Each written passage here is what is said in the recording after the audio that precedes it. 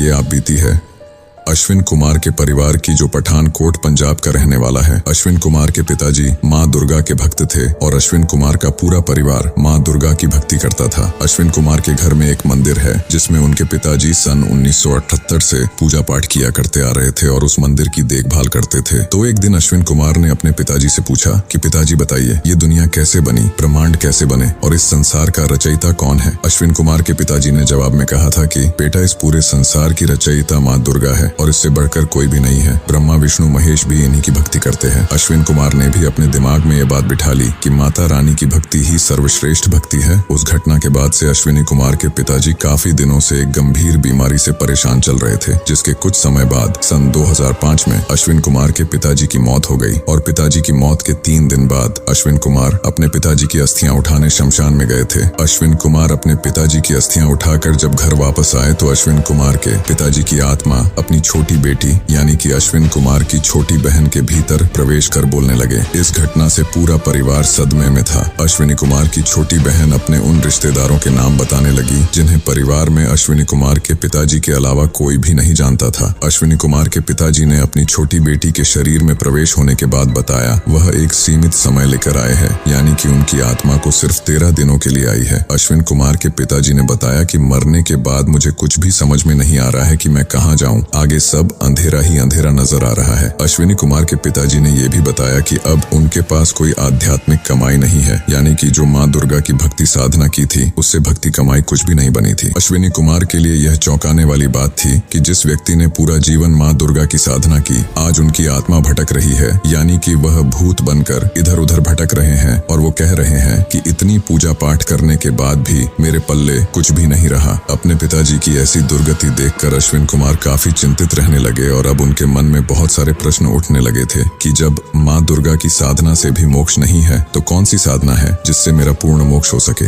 आखिर कैसे अश्विन कुमार के पिताजी की आत्मा अपनी बेटी के शरीर से मुक्त हो पाई। आखिर वो मोक्षदायक भक्ति कौन सी थी जिसे प्राप्त कर अश्विन कुमार को राहत मिली। जानिए खुद अश्विन कुमार से पूरी आप बीती। सर नमस्कार।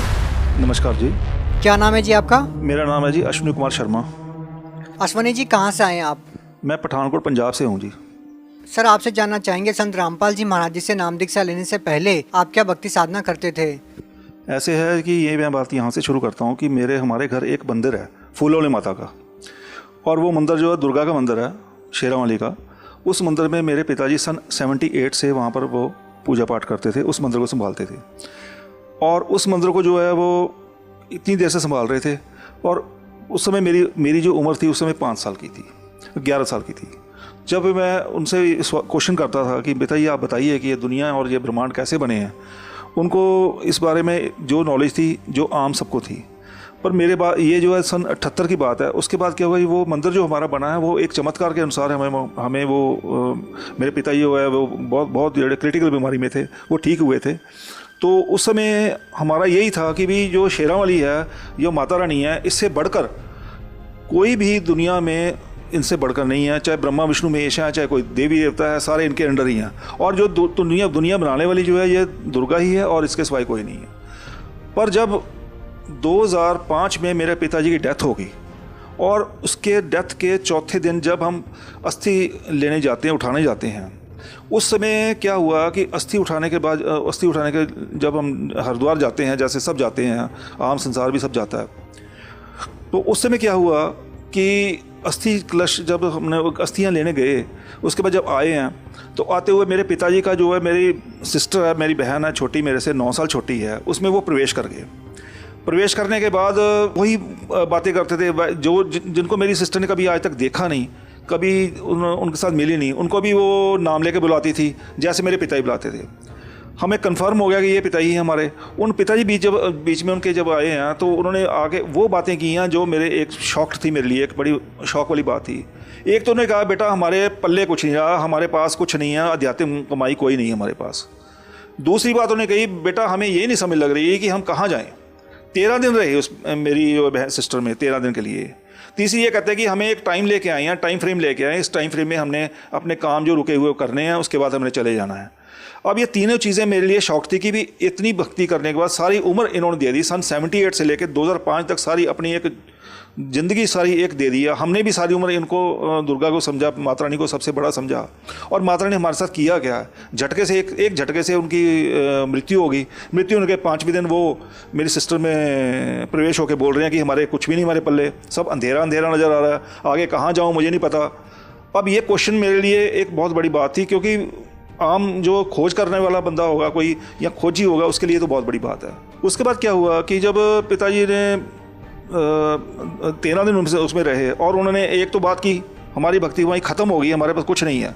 कोई तो हमारे पास हमारे पैर को हाथ लगा के भक्ति कुमाई ले जाता है, कोई क्या करता है कि किसी को हम आशीर्वाद दे देते हैं। तो मेरे पास अभी पल्ले कुछ नहीं रहा हमारे पल्ले।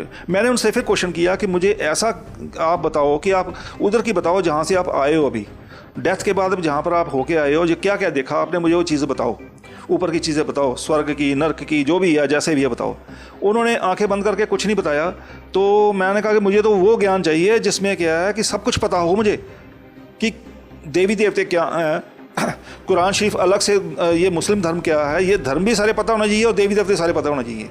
मुझे उस भगवान का भी पता होना चाहिए कि जो भगवान जिसने सबको बनाया है, और वो शक्ति भी पता होनी चाहिए जिस शक्ति से चलता है। क्या वो माता रानी ही है, क्या वो दुर्गा ही है, कि कोई और है।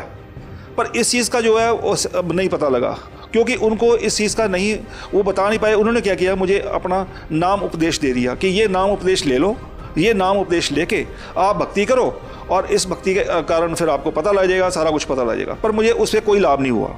मैंने क्या किया, मेरे पास कोई सोर्स नहीं था। मैंने इस मन में ठान ली कि अगर तो या तो मेरे पिताजी से बराबर कोई होगा, वो इस क्वेश्चंस का आंसर सबका देगा, इस प्रश्नों का सारा आंसर देगा, और दूसरी बात कि या तो उनसे बड़ा होगा, वो देगा। इसी खोज के कारण मैंने जितने भी सत्संग टीवी पे आते हैं, चाहे वो सुधांशु जी महाराज के आते हैं, चाहे आसाराम जी के आते हैं, चाहे वो मुरारी बापू जी के आते हैं, चाहे वो किसी भी धर्मगुरु के आते हैं, मैं देखना शुरू कर दिया। और मैंने क्वेश्चन सेट कर लिए कि ये क्वेश्चनों का आंसर जो दे देगा वो या तो मेरे पिताजी से बड़ा होगा, या वो मेरे पिताजी के बराबर होगा। तो ये क्वेश्चन का आंसर किसी ने नहीं मुझे दिया। सर, हम आपसे ये जानना चाहते हैं कि आप इतनी सारी भक्ति साधनाएं करते थे, आप बता रहे हैं कि आपके पिताजी कठिन साधना करते थे, आपके पिताजी चमत्कार करते थे, आपके पिताजी के बराबर आप किसे मानते नहीं थे। आपका मानना था कि अगर आपके पिताजी के बराबर कोई मिले और उनसे आगे की कोई बात बताने वाला मिले तो आप उसको मानो। तो ये जो आपकी आध्यात्मिक खोज थी वो कैसे पूरी हुई? ऐसे है कि मेरे यहाँ छोटा सा बिजनेस करता हूँ, मेरी छोटी सी दुकान है। उस दुकान के सामने एक लड़का रहता है, वो मोबाइल का काम करता है। उससे मैं सत्संग लिया, हर सत्संग लेता था। कभी मैं राधा स्वामी का, कभी मैं निरंकारी धर्म का, ऐसे सत्संग एक बार उन्होंने मुझे दे दिया संत रामपाल जी महाराज का। अब वो ऑडियो थे सारे सत्संग, वो ऑडियो सत्संग जब मैंने सुना तो उसमें मुझे सबसे, क्योंकि मैं मानता था दुर्गा को, मैं मानता था शेरावाली को। अब क्या है कि मुझे सबसे ज़्यादा शौक लगा जब उन्होंने ऐसे क्वेश्चन का, ऐसी चीज़ें बतानी शुरू कर दी कि दुर्गा जो है माता रानी का, दुर्गा का पति है, और शेरावाली जो है ये ब्रह्मा विष्णु इनके बच्चे हैं। अब ये दोनों चीज़ें जो थी मेरे गले नहीं उतर रही थी, क्योंकि मेरे पिछला ज्ञान जो मेरे गले में फंसा हुआ था या मेरे चढ़ा हुआ था वो रंग नहीं देना था। और इतने चमत्कार देखे थे, ये मानने के मेरा मन मानने को नहीं हुआ। फिर मैंने इस बात के ऊपर पूरी खोज करनी शुरू की। मैं इनका सारा ज्ञान देखूंगा और इनसे जाकर बात करूंगा कि आप देवी देवताओं की इनकी क्यों बुराई करते हैं, ऐसे क्यों उनको बोलते हैं कि ये ब्रह्मा विष्णु महेश है, इनका जन्म मृत्यु होती है, दुर्गा जो है इनकी माता है, काल इनका पति है, ऐसी बातें ये करते हैं, ये क्यों करते हैं। इनसे सिर्फ मैंने एक क्वेश्चनिंग करने के लिए तैयारी करने लगा कि मैं इनके सत्संग देखने के बाद वो सारी चीज़ें इकट्ठी करूँगा और इनके पास जाके इनसे बात करूँगा। हुआ क्या, इसी दौरान जब 2005 में पिता चल गए, 2011 मेरी माता ही चले गए, और उसके बाद जब 2013 में मुझे सत्संग मिला ना, 7 महीने लगातार 14 घंटे पढ़ाई करके संत रामपाल जी महाराज के जो सत्संग थे उनको मैंने सुनता था और लिखता था। लिखने के बाद वो जो पेज बताते थे कि ये गीता का यहाँ से ये श्लोक नंबर ये है जो वेद में लिखा है, वेद में ऋग्वेद में यहाँ पर ये लिखा है, कुरान शरीफ में ये लिखा है, या बाइबल में यहाँ लिखा है, तो वो सारे छानबीन शुरू कर दी मैंने और बुक्स मंगानी शुरू कर दी। जहाँ जहाँ से मुझे सोर्स मिला मैंने सारा चेक किया इनका। तो क्या हुआ, 7 महीने 14 घंटे पढ़ाई करने का ये नतीजा हुआ मेरा, मुझे आज परमात्मा ने ये बता दिया कि तेरे पिताजी डेथ के बाद कहाँ बैठे हैं, और ये भी बता दिया कि तेरी माँ भी कहाँ बैठी है, अभी उसकी गति नहीं हुई, वो यहीं पर घूम रहे हैं। क्या कारण मानते हैं उनकी गति नहीं हुई, उनका मोक्ष नहीं हुआ? देखिए, सबसे बड़ी बात तो ये है कि आम समाज ये बात चमत्कार को नहीं समझेगा। मेरे लिए तो बहुत बड़ा चमत्कार था कि मुझे ये पता लग गया कि मेरे पिताजी कहाँ बैठे हैं या मेरी मम्मी कहाँ बैठी है। पर अगर कोई आदमी अगर कोई भी व्यक्ति अगर इसके अध्यात्म ज्ञान को ध्यान से सुनेगा और समझेगा और समझने की कोशिश करेगा तो उसको पता लग जाएगा कि वो कहाँ बैठा है, किसकी पूजा कर रहा है, किसकी करनी चाहिए, किसकी नहीं करनी चाहिए। हमें दुर्गा की पूजा भी करनी है, हमें किसी शिव जी की पूजा करनी है, किसी उसके एक मंत्र है, उसको बुलाने का एक तरीका है और वो अपने आप लाभ देंगे। पर ये है कि जो पूर्ण परमात्मा है, या पूर्ण परमात्मा जैसे संत रामपाल जी धरती पर एक अवतार लेके आए हुए हैं, उनकी भक्ति जो है वही उसी साधना से सब कुछ मिलेगा। उसी से पता लगेगा हमें कि हम कहाँ बैठे हैं, किसकी पूजा करनी चाहिए, किसकी नहीं करनी चाहिए। सर, संत रामपाल जी महाराज जी से नाम दीक्षा लेने के बाद आपको क्या लाभ मिले? सबसे पहले ये है कि मैंने 2014 में नामदान लिया इनसे। 2015 में 7 महीने लगातार 14 घंटे पढ़ाई करने के बाद जब मैंने नामदान लिया तो उस समय मेरे ऊपर जो मेरी कोई ऐसे कमेटियाँ डाली होती थी पैसे रुपए की, वो सारी कमेटियाँ मेरी मर गई। कहने का मतलब कि मैं 10 लाख के रुपए के नीचे आ गया। जो मेरे पास पूंजी सारे उम्र की इकट्ठी हुई थी वो भी मैंने उसको एक पकड़ा दी ब्याज लेने के कारण। मुझे पता नहीं था कि ब्याज लेना बुरी बात है या ये जो है ऐसा नहीं करना चाहिए, वो सारी ले दी। वो मेरे सारे पैसे ख़त्म हो गए। अब जो लोग जिनके पैसे मैंने लगवाए थे उस कमेटियों में उस ब्याज के तौर पे, वो मुझे जानते थे, मेरे थ्रू लगे थे, तो ये है कि वो मैंने देने थे उनके। अब कहाँ से देता, काम मेरा है नहीं था, कारोबार मेरा है नहीं था। मैंने फिर इस बंदी छोड़ परमात्मा संत रामपाल जी के ऊपर कहा, मैंने मन में कहा कि हे परमात्मा बंदी छोड़, अब मेरी कोई और बाजू पकड़ने वाला नहीं है, कोई भी देवी देवता ये वो कोई नहीं है, आप मेरे लिए भगवान समान हो, अब परमात्मा ही हो, आप प्लीज़ मुझे इस समस्या से उबारो। उन्होंने मुझे आर्थिक लाभ इतना बड़ा दिया कि जहाँ पर मेरी 2000 रुपया 3000 रुपया एक दिन की सेल होती थी, वहाँ पर मेरी सेल एक दिन में उन्होंने 43,000 46,000 सेल करनी शुरू कर दी। वो सेल एक महीने में मुझे मेरे एक महीने में कितने मेरे कर्जे उतरने शुरू हो गए, लोगों के पैसे देने शुरू कर दिए। आज मुझे उनके नामधन लिए तो हो गया, मुझे उनके कर्जे देने के बावजूद भी आज मैंने प्लॉट भी ले लिया, आज मैंने अपना और चीज़ें 5-10 लाख रुपए जोड़ भी लिया। तो 3-4 साल में लोग कहते हैं मंदी है, लोग कहते हैं कि इस जो पूरा विश्व है मंदी की ग्रस्त में है। तो मुझे परमात्मा ने ऐसे चमत्कार दिए हैं कि मुझे अगर 100 रुपये मैं जेब में होता, 100 रुपये खर्चता हूँ तो बाद में 100 रुपये फिर बचता है। अब ये कैसे बचता है, ये संत रामपाल जी महाराज जानते हैं। संत रामपाल जी महाराज जो है उनकी दया से सब कुछ हो रहा है, उन्होंने बताया। सर, ये तो रही आर्थिक लाभ की बात। आपसे जानना चाहेंगे कि जैसे कि कई लोगों को भूत प्रेत की समस्याएं होती है, कोई नशे से ग्रस्त होता है, बहुत सारी समस्याओं से लोग घिरे होते हैं, क्या इस प्रकार के कोई लाभ भी आपको मिले हैं? देखिए, मैं तो शुरू से नशा करता नहीं था, क्योंकि हमारे घर मंदिर है, तो शुरू से हमारे वहाँ पर बैन है। हम तो लहसुन प्याज भी नहीं खाते थे, तो मीट तो दूर की बात है। तो ये जो नशे की जो लत है, ये आदमी को उस समय छूटती है जब उसको ये पता लगता है कि इस ज्ञान, अगर मैं नशे की लत अगर मैं नशा करूँगा तो मुझे क्या उसके ऊपर जो मुझे क्या दुख मिलेगा, क्या परेशानी मिलेगी। सर, एक सुप्रसिद्ध मंदिर के पुजारी आपके पिताजी रहे हैं और उनके द्वारा लाखों लोगों के साथ चमत्कार हुए हैं और लाखों लोगों को लाभ भी मिला है, जैसा कि आपने बताया। बावजूद इसके एक संत से जुड़ना जो जेल में है, ये अपने आप में एक हैरान करने वाला नहीं है? देखिए, संत जेल में है कि नहीं है, जैसे आपने अभी प्रश्न किया, संत जेल में है कि नहीं है इसका पता तो उसको है जिसने उनको परखा है। मैंने उनको अच्छी तरह परखा है। जैसे कहते हैं कि किसी चीज़ को बर्तन भी लेने जाओ और उसको टनका के देखना चाहिए, ठीक है ठीक है, ऐसे उनको मैंने परखा है। 7 महीने कम नहीं होते सर जी किसी संत को परखना। संत रामपाल जी महाराज को उनके ज्ञान के अनुसार इतना परखा मैंने कि कोई मेरे से ऐसी गलती ना हो जाए कि कहीं मैं यहाँ से उठ के वहाँ बैठ जाऊँ, वहाँ पर भी कुछ ना हो। तो इसलिए मुझे ये पता है कि सब कुछ यहाँ पर जो उनके पास ज्ञान है, जो उनके पास नाम है, वो किसी संत के पास, किसी के पास आज तक दुनिया में नहीं है। सर, आपने नाम और ज्ञान की बात की, लेकिन उसके बावजूद आपने बताया कि मेरे को ये चमत्कार हुआ और लोग भी चमत्कार ही चाहते हैं। और आपने बताया कि आपके पिताजी चमत्कार करते थे और जिस मंदिर के पुजारी आपके पिताजी रहे हैं और उस मंदिर के द्वारा भी चमत्कार हुए हैं, तो लोग तो चमत्कार को ही मानते हैं ना, तो फिर संत रामपाल जी महाराज जी से नाम दीक्षा क्यों लेंगे? देखिए, ऐसे दोनों चमत्कार में फ़र्क है। एक चमत्कार मेरे पिताजी जो करते थे, या बाकी जो झाड़ फूक करते हैं, कोई भभूति देता है, कोई कुछ काम करता है, ये करता है, वो चमत्कार में और इनके चमत्कार में फ़र्क है। फ़र्क ये है कि वो किसी संत ने किसी को अभी हम क्या है, हम पेशी भी जाते हैं, अपने पिता समान जो संत रामपाल जी महाराज हैं उनकी पेशी भी जाते हैं, और उनकी पेशी में जाने के बाद जो अधरंग वाला पेशेंट है वो ठीक हो रहा है, जो टीबी का पेशेंट है वो ठीक हो रहा है। 1 तारीख में पेशी पे जाने के बाद सब ठीक हो रहे हैं। लाभ तो जैसे कि आपने बताया था कि जो मंदिर बनाया था आपके घर में, वहाँ पर लोग जाते थे, उनको भी लाभ मिल जाते थे। हाँ जी, वहाँ पर मिलते थे, पर टेम्पररी फेस के ऊपर है ना। वो टेम्पररी फेस क्या है कि कोई आया, उसको फ़र्क पड़ गया, हाथ लगाया, उन्होंने कुछ दिया, ठीक हो गया थोड़ा सा। अब घर जाने के बाद 2 महीने बाद फिर वही हाल हो गया। पर यहाँ पर तो किसी का होता ही नहीं है, एक बार ठीक हो गया तो बस वो ठीक ही ठीक है, उसके बाद कोई परेशानी नहीं होती उसको। ये फ़र्क है इनमें, ये फ़र्क है कि ये टेम्पररी फेस के ऊपर, ये परमानेंट तरीके के ऊपर ठीक करते हैं।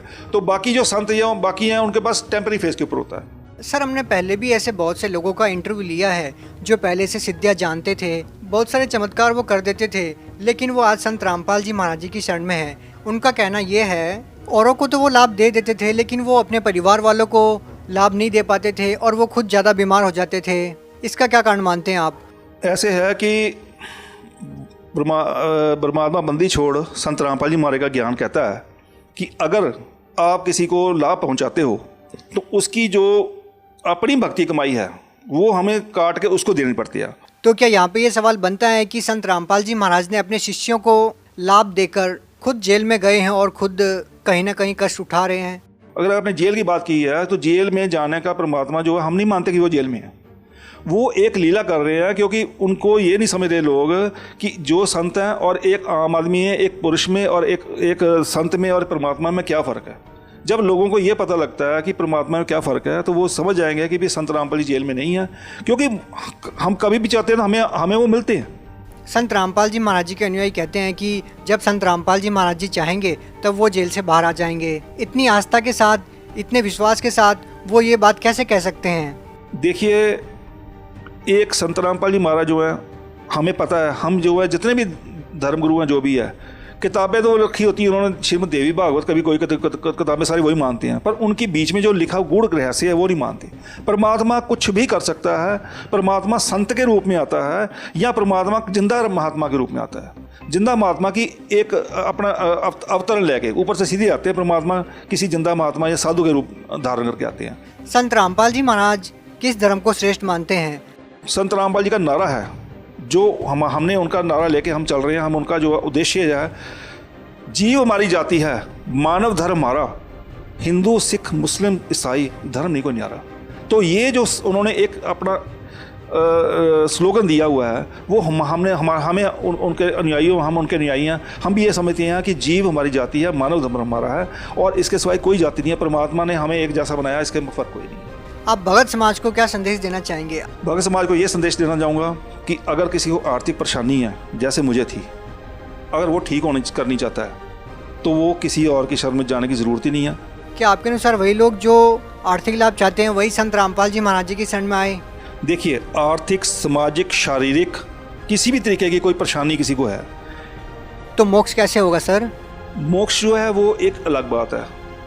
आम समाज जो है, क्या संत रामपाल जी महाराज जी की भक्ति करने से मोक्ष भी मिलेगा? जी ये 100% बात है जी। मोक्ष जो है, मोक्ष कहते हैं छुटकारा। छुटकारा किससे? छुटकारा, मृत्यु तो हर किसी की होनी है, मृत्यु के बाद कहते हैं सब लोग कहते हैं छुटकारा हो गया, पर एक्चुअल में जब ज्ञान समझ लगेगा तो पता लगेगा कि उसके बाद छुटकारा नहीं होता। उसके बाद आगे 84 लाख योनियाँ शुरू हो जाती हैं। 84 लाख योनियाँ 43,20,000 साल में कंप्लीट होती हैं, जिसमें एक मनुष्य की योनि जो है 60-70 साल की, जो बड़ी दुखदाई है, तो बाकी जीवों के क्या हाल है। तो उस मोक्ष से छुटकारा डालने के लिए संत रामपाल जी महाराज जो हैं अपना एक सेट ऑफ मंत्र है उनके, वो देते हैं। जैसे हमने प्रथम मंत्र में मिलता है, फिर सतनाम मंत्र मिलता है, फिर सारना मिलता है, ये 3 अलग अलग मंत्र मिलते हैं। उस मंत्र से छुटकारा होगा, क्योंकि जो हमारे वेद है वो भी यही बता रहे हैं कि संत रामपाल जी जो कह रहे हैं और जो वेद हमारे कह रहे हैं वो सब मेल खा रहे हैं पर कि इन्हीं मंत्रों से छुटकारा का और कोई तरीका नहीं है। अब हम किसी को हम जय माता दी बोल देंगे, वो एक सिर्फ वो नाम नहीं किसी का, वो छुटकारे का मंत्र नहीं है।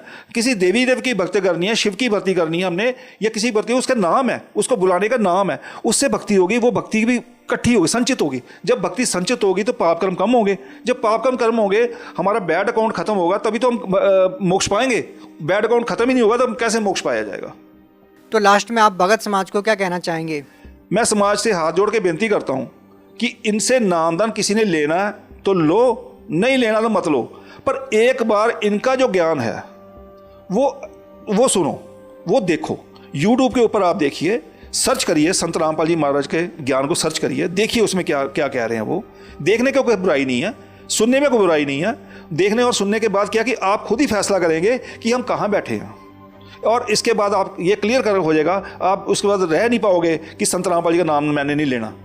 उसके बाद फिर नामदान लेके आप अपना उद्धार करोगे और आने वाले की जो 84 लाख योनियाँ हैं जिसमें जाने के बाद आदमी जानने का जीव बहुत दुखदाई होता है, उससे छुटकारा मिल जाएगा। बहुत बहुत धन्यवाद।